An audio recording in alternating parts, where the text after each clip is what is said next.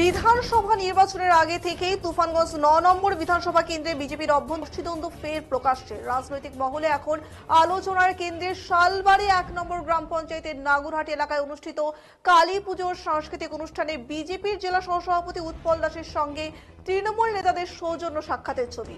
সেই ছবি সোশ্যাল মিডিয়ায় ভাইরাল হতেই ক্ষোভে ফেটে পড়েন বিজেপির নিচুতলার কর্মীরা।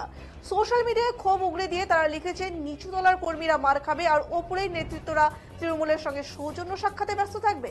এমন মন্তব্য ইতিমধ্যেই জোর চর্চা শুরু হয়েছে রাজনৈতিক মহলে। এক্ষেত্রে জানিয়ে রাখবো, ইতিমধ্যে সামনে এসেছে আরও একটি ঘটনা। বিজেপির বিধায়ক মালতী রাভা রায়ের খিচুড়ি বিতরণ কর্মসূচির টেবিলে তৃণমূলের নেতা পার্থ প্রতিম রায়ের উপস্থিতি ঘিরেও বিতর্ক দানা বাঁধছে। এই ঘটনায় সরব হয়েছেন কোচবিহার জেলা বিজেপির এসসি মোর্চার সহসভাপতি সুমন বর্মন। তিনি বলেন, কয়েকদিন আগেই তাদের দলের কো কনভেনর নিখিল গাবুয়া তৃণমূলের হাতে আক্রান্ত হয়েছেন, আর সেই তৃণমূল নেতাদের সঙ্গে এখন মঞ্চ ভাগ করছেন তাদের নেতৃত্বরা। এতে নিচুতলার কর্মীদের মনোবল ভেঙে যাচ্ছে। এদের বিজেপির প্রতি কোনো ভালোবাসা নেই, কেবল নিজেদের নাম উজ্জ্বল করতেই তারা ব্যস্ত। অন্যদিকে তৃণমূলের তরফে পাল্টা কটাক্ষ করেছেন কোচবিহার জেলা তৃণমূল কংগ্রেসের সহসভাপতি চৈতি বর্মন বড়ুয়া।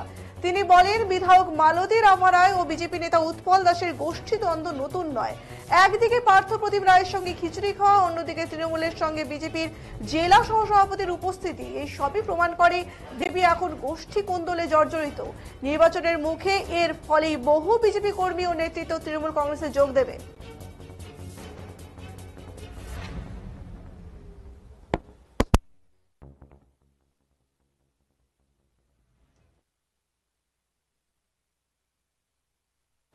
বিধানসভার বিধায়িকা একদিকে, অপরদিকে কুচবিহার জেলার সহসভাপতি উৎপল দাস, দুজনে তৃণমূল কংগ্রেসের মঞ্চে বসা নিয়ে ভাগাভাগি এখন থেকে শুরু করে দিয়েছে। এটা সব থেকে লজ্জার বিষয়। আপনারা জানেন, গত কয়েকদিন আগে তুফানগঞ্জ বিধানসভার কনভেনার আক্রান্ত হয়েছে তৃণমূলের হারমাতদের দ্বারায়, তৃণমূলের নেতাদের দ্বারায়।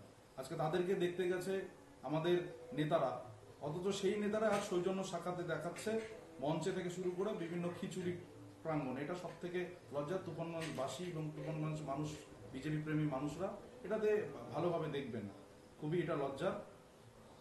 এখন সবই তো হচ্ছে চেয়ার লাগায়, অনেকের চেয়ার নিয়েই চলছে সব টানাটানি, এইটাই বিষয়।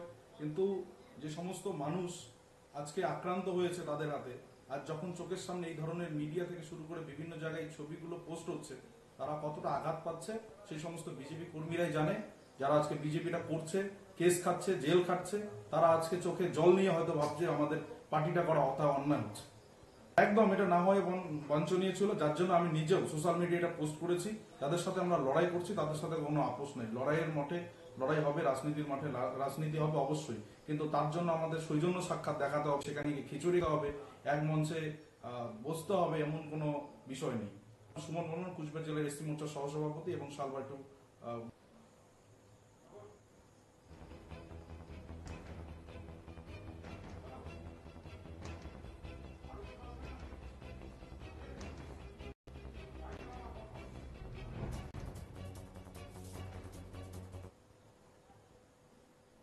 তৃণমূলের মঞ্চের বিষয় নেই, এটা ভারত যুব সংঘ একটা ক্লাব, নাগুরহাটে অবস্থিত। 7 দিন ধরে এখানে মেলা হয় এবং 7 দিন ধরেই বিভিন্ন রকম অনুষ্ঠান হয়, সাংস্কৃতিক অনুষ্ঠান, অর্কেস্ট্রা, মিউজিক কনসার্ট, এগুলো হয়।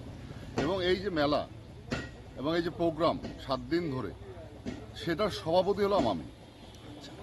এবার এখানে সমস্ত দলের মানুষকেই, বিশিষ্ট সমাজসেবীদেরকে এখানে আমন্ত্রিত করা হয়। প্রায় 200 জন আমন্ত্রিত ব্যক্তি রয়েছে এবং প্রত্যেকজন মঞ্চেই প্রত্যেক দিনেই আমি থাকি, যেহেতু আমি এই মেলা কমিটির সভাপতি।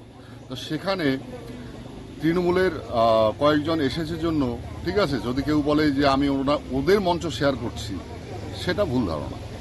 আর বাদবাকি কেউ বলতেই পারে, তার ব্যক্তিগত আক্রোশ থেকে বলতেই পারে, কিন্তু এখানে কোনো রাজনীতির বিষয় ছিল না এবং কোনো রাজনীতির কথাবার্তাও হয়নি।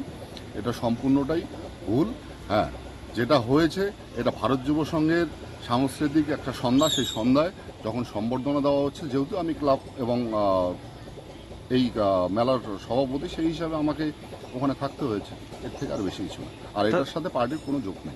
দাদা, ওরা বলছে, আপনার কর্মীদের বক্তব্য, যে দুদিন আগে আপনাদের কর্মীদের উপর তৃণমূলের আক্রমণ করেছে, আর তাদের সঙ্গে একই সঙ্গে হচ্ছে, এটা কর্মীদের মনোবল ভেঙে যায় আর কি।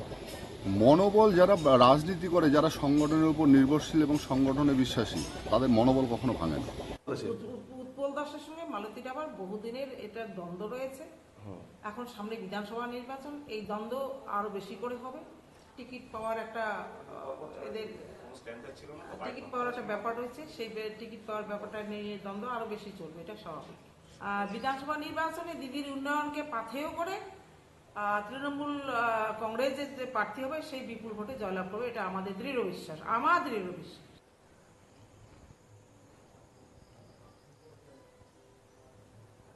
ঠিক আছে, হবে সব ঠিক।